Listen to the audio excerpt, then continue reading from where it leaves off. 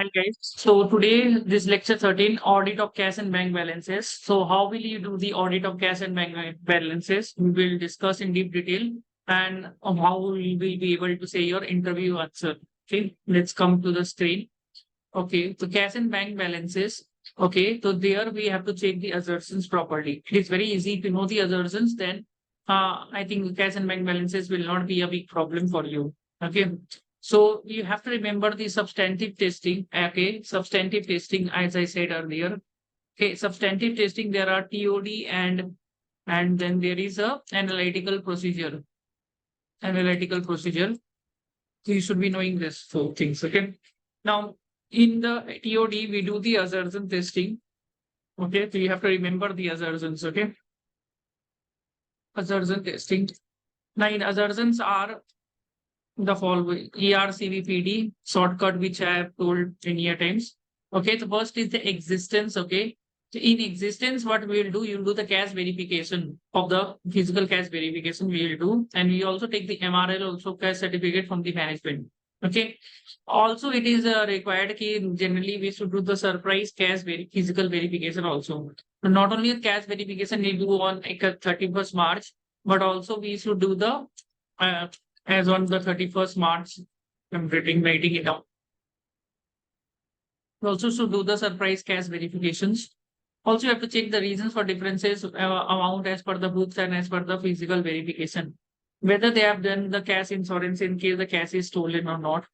Revenue stamp should be there if the payment they are making is more than 5,000 rupees. So these things you should be knowing in cash verification. We have to do it and take the MRL also from bank.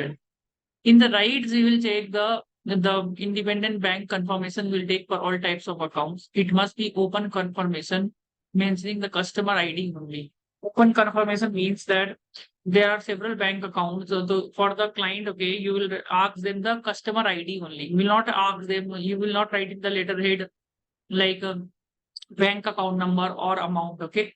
You will write just the customer ID. The bank will tell you which are the different accounts are there, and it has to be direct confirmation.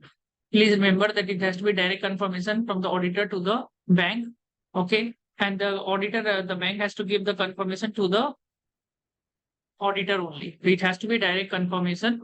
And second thing, you have to mention the customer ID and it has to be open confirmation. So whether we should take the now this question is very important. They will ask you, okay, who will take the confirmation? It should be the direct confirmation and then open confirmation. And last is the mentioning the customer ID. So it has to be direct confirmation and open confirmation. Okay. From the auditor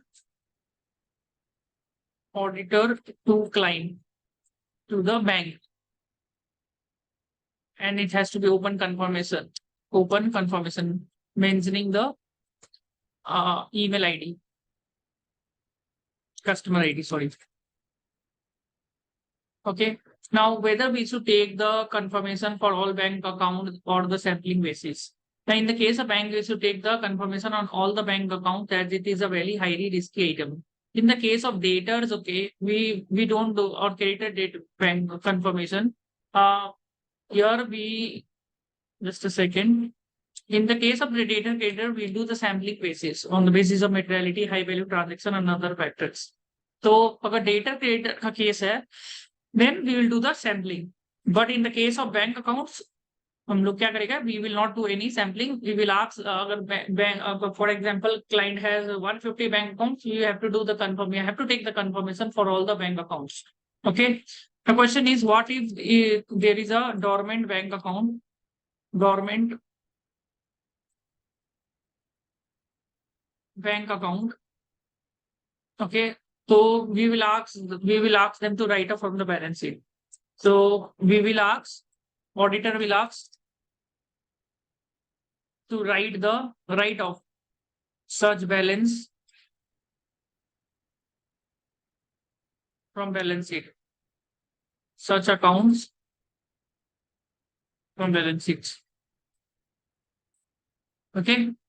This is very important. Okay. Then the next thing that we do the confirmation physical verification, we do the check cutoff. So in the check cutoff, what we do, we see whether they're recorded in the correct period. So we'll take the 5 to 10 receipts and payments amounts appearing in the debit and credit side, both before 31st March and after 31st March.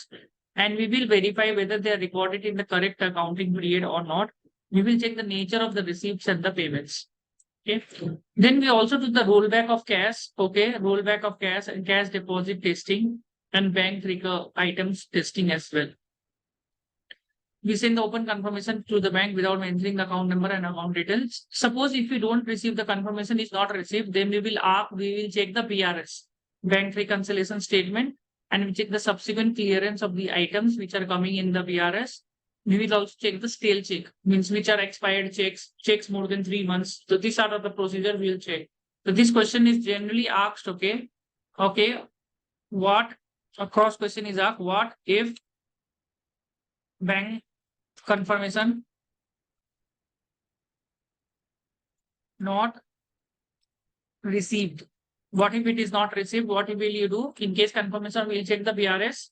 BRS में जो भी आपका reconciling items आएगा, check issued not paid and all, we'll check the subsequent वो clear हुआ है कि नहीं हुआ है, which are coming in the banks. So subsequent period में जाके वो clear हुआ है नहीं हुआ है, that we have to check it. Okay. And then comes the classification. We'll check the FD with maturity is less than 3 months. Okay. Block testing also we do all the entries in the bank books are appearing in the bank statement or else in the PRS if it is not clear. Okay.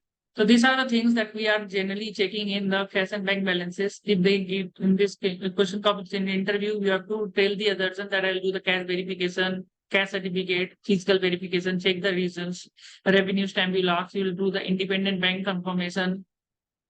Also, you will check the bank accounts, all the confirmation you will check on the let's ID risk item. If it is dormant, we'll ask them to write off. We'll do the check cutoff, rollback, and then check the FD which maturity is less than 3 months.